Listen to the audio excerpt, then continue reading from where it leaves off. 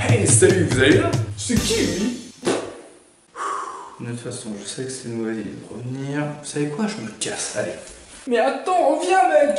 On vient enfin de retrouver le bouton pour filmer sur la caméra. Je m'en fous! Même s'il y a de la pizza gratuite? Bon après, si vous insistez... Bonjour à tous et bienvenue dans cette nouvelle vidéo. Mais sérieux? Quoi? C'est ça ton intro et l'explication de ton absence? À quoi tu me juges? Moi? Ah non, par contre elle...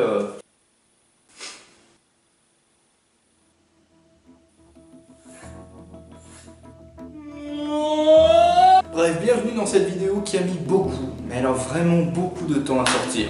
Et pour fêter ça, je vais vous parler d'un sujet qui me fascine personnellement, car c'est un peu notre super pouvoir à nous autres humains que nous sommes.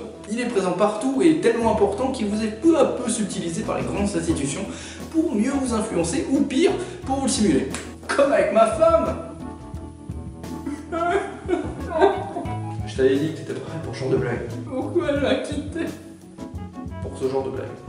Je pensais pas qu'il y avait pas de premier. Bon, assez perdu de temps, on part des choix.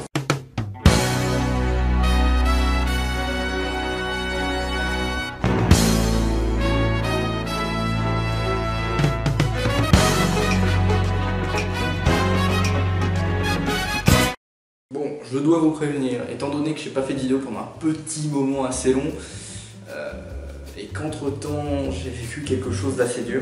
Je suis devenu étudiant. Bah du coup c'est la lèche. Et pour pallier à cette situation, j'ai décidé de contacter quelques marques pour faire des placements de produits. Alors, regardez pas comme ça, c'est la crise pour tout le monde. Le premier problème qui s'est posé à moi, c'est comment vous représenter ma vision de cette notion si complexe. Eh bien c'est plutôt simple. Je vais vous parler de projet avorté qui devait à la base devenir cette vidéo. Et on commence tout de suite avec la première vidéo qui devait s'intituler l'éducation et qui devait en quelque sorte faire suite à la scolarité, mais avec un point de vue plus critique tourné vers l'institution qui est l'éducation nationale et ses choix basés sur l'absence d'efficacité et la connerie puérile. Oui madame, parce que je trouve ça ridicule que le seul axe d'attaque et d'adaptation de cet organisme face à un véritable petit monde puisse se résumer en ce qui va suivre. Et les mecs? Yep. Vous voyez cette myriade d'individus constitués de filles, de garçons, de petits et de grands, allant des plus calmes aux plus joueurs, et composant ainsi un véritable arc-en-ciel de couleurs et de joie? Oui alors?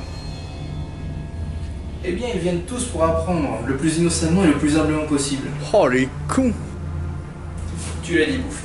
Du coup on pourrait leur appliquer à tous la même méthode de travail en dépit de leurs différences, qui ne comprendront que bien plus tard et surtout par eux-mêmes comme étant des erreurs. Mais attendez, on pourrait en plus calquer cette méthode sur le simple bourrage de crâne, instaurant chez la plupart ainsi la peur de l'échec en cas de non-adaptation, pouvant même jusqu'à les rendre chauves. Je déteste tellement les gens. Osez me dire que ça vous a jamais traversé l'esprit. Peut-être qu'après, ils élaborent ce milieu de pression et de compétition pour... je sais pas, obliger la nature de chacun à défier le système pour exister. Tu y crois réellement? Tu crois réellement que dans un pays où la majorité de la population passe le plus clair de son temps à s'initier dans la vie scénarisée d'autres personnes pour pouvoir subsister, dans ce même pays où les grandes institutions cherchent en permanence à profiter de l'innocence la plus pure pour générer audience et profit autour de ce monstre de foire, tu crois réellement que l'État chercherait à engendrer sa propre perte? Ah bah c'est sûr que quand on est comme ça, on pourrait même se convaincre de notre propre perte et tomber lentement dans la paranoïa.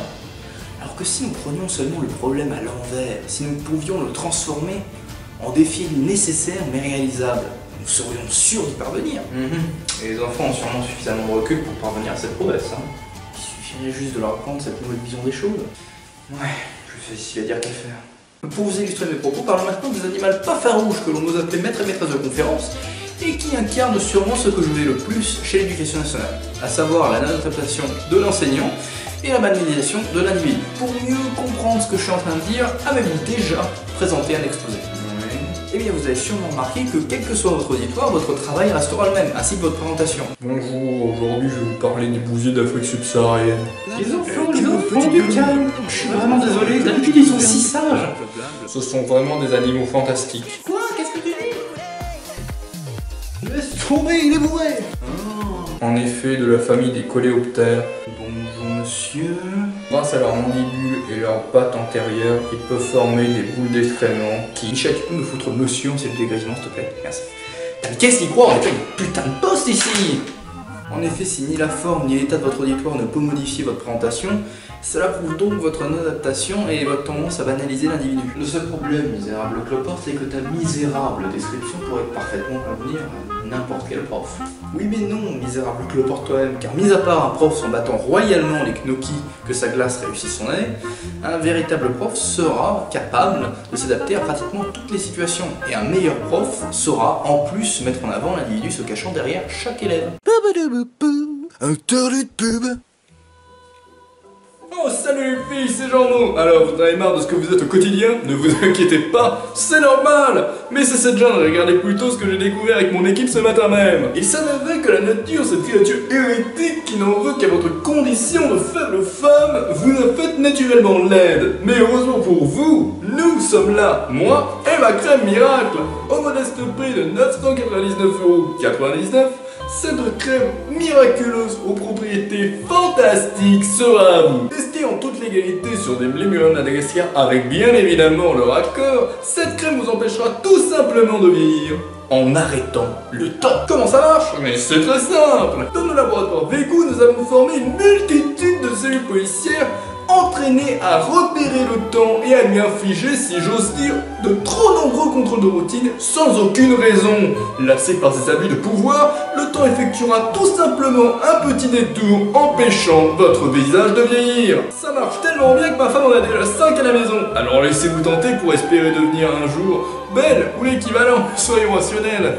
Jean Végu, la chance à toutes les femmes. Attention, ce produit peut causer excès de confiance et perte de cheveux. Ah merde.